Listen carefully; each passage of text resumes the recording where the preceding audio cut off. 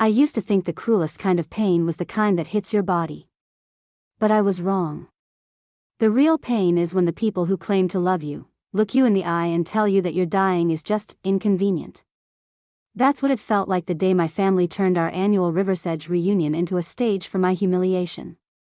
Kids were running around with water balloons, the grill was smoking, cousins laughing, and I sat there, bones aching from chemo, while my Aunt Marlene loudly announced to anyone within earshot, "Honestly, Lila, enough with the doctor visits. At some point you have to stop making everything about your illness." My spoon froze halfway to my mouth.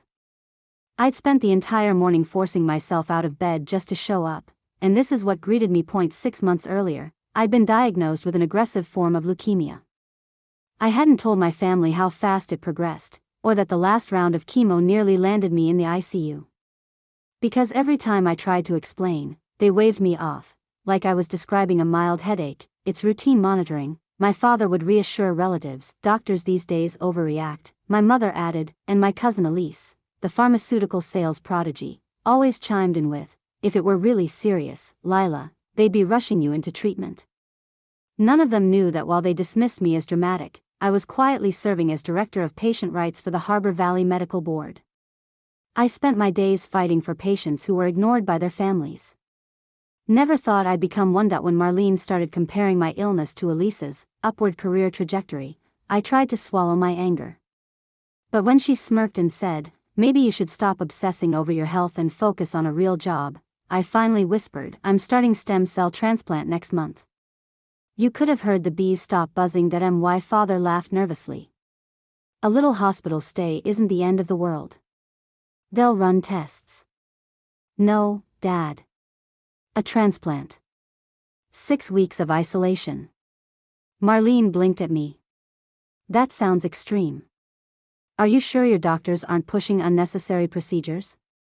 Elise leaned forward, softening her voice in that patronizing pharmaceutical sales way.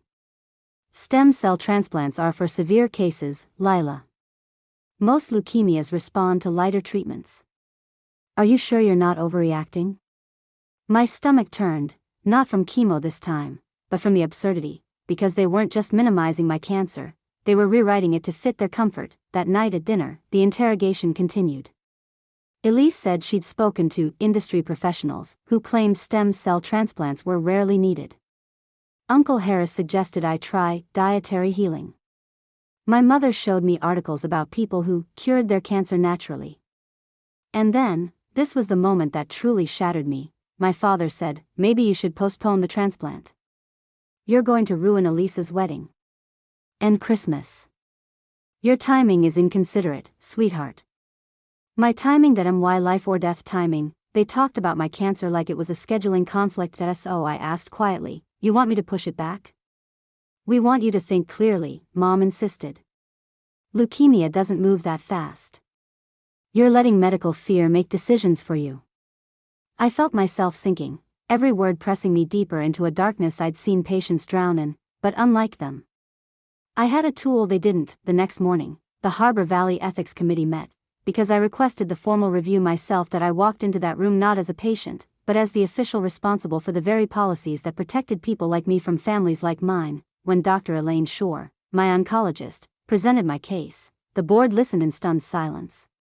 She explained my diagnosis, my urgent timeline, and my family's attempts to delay or stop treatment because of weddings, vacations, and their disbelief. Dr. Shore concluded, a delay increases her risk of fatal relapse within months. The chief ethicist looked at me. "Lila, how has your family's reaction affected your choices?" I steadied my voice. "They've told me my treatment is optional. That I'm dramatic. That doctors are manipulating me. They want me to see physicians who avoid aggressive care."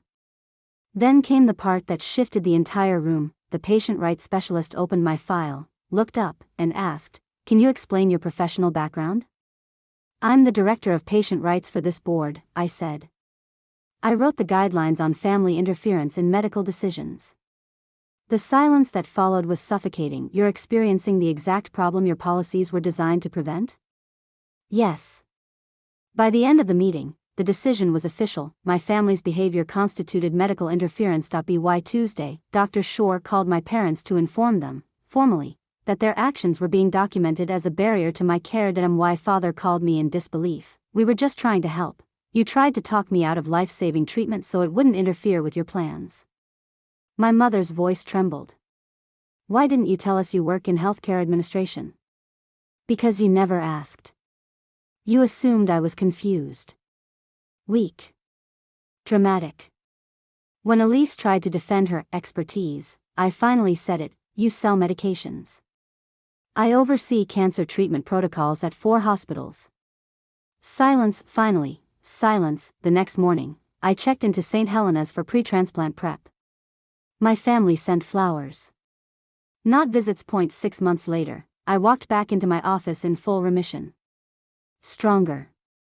Sharper.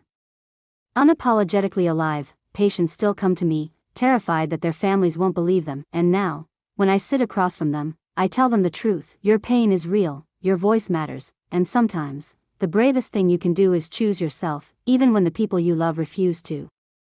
And I hope, if they hear this story, they'll choose to fight, too.